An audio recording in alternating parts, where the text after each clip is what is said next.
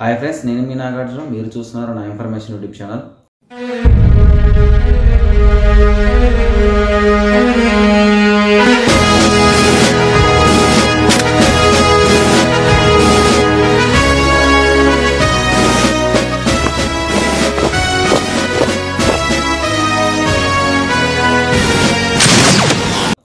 Friends, ఏదైతే AP police constable notification సంబంధించి హైకోర్టులో హోంగార్డ్స్ అయితే మళ్ళీ కేసు వేయడం జరిగింది. ఈ వీడియోలో దాని గురించి పూర్తిగా అయితే నేను చెప్పడం జరుగుతుంది.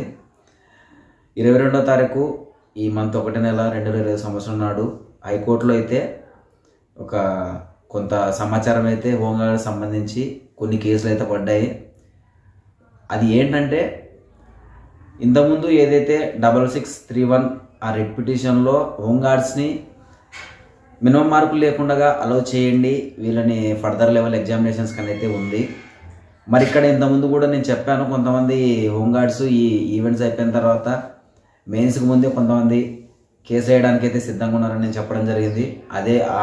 దానికి అనుగుణంగానే దాదాపుగా 500 మంది అయితే రిట్ పిటిషన్ దాఖలు చేయడానికి అయితే సిద్ధంగా ఉన్నారని అయితే ఇన్ఫర్మేషన్ అయితే తెలిసింది.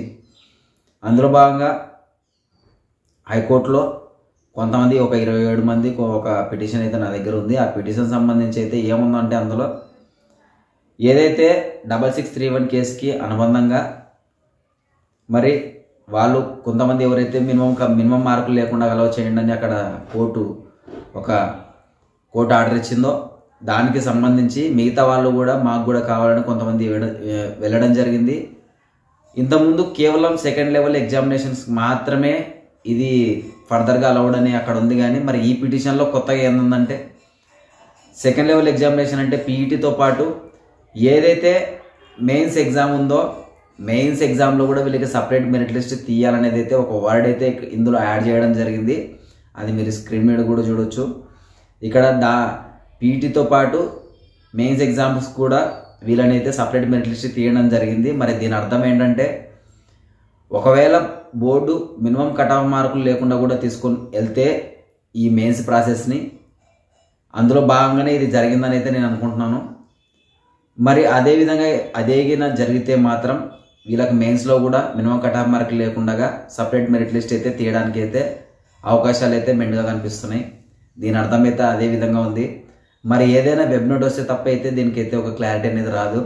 ఒకవేళ కోర్టు ఎగిన డైరెక్ట్గా వీళ్ళని మెయిన్స్కి మినిమం మార్కులు లేకుండా అలౌ చేయండి అనిగిన వీళ్ళు అడిగిన అభ్యర్థన గిన జరిగితే మాత్రం ఇది జనరల్ ఆస్పిరెంట్స్కి చాలా పెద్ద దెబ్బగానే కనబడుతుంది.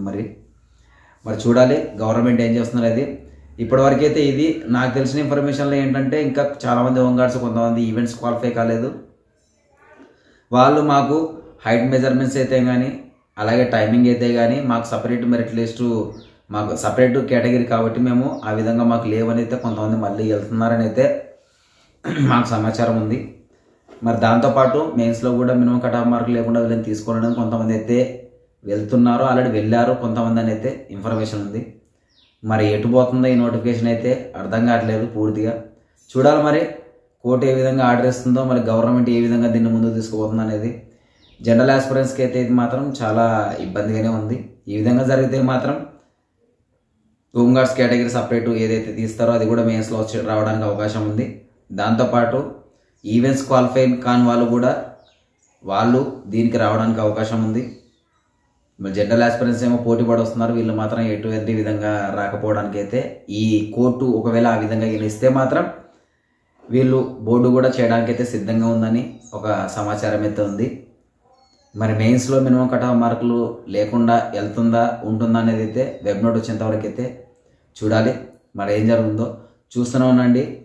ఇంకా ఈ కేసులకు సంబంధించి కానీ ఏదైనా సరే ఫర్దర్ అప్డేట్స్ గురించి కానీ అయితే నేనైతే మీ ముందు తెలియజేయడానికి అయితే ప్రయత్నిస్తాను. చూస్తూనే ఉండండి నా ఇన్ఫర్మేషన్ యూట్యూబ్ ఛానల్. సబ్స్క్రైబ్ చేయండి. జై హింద్.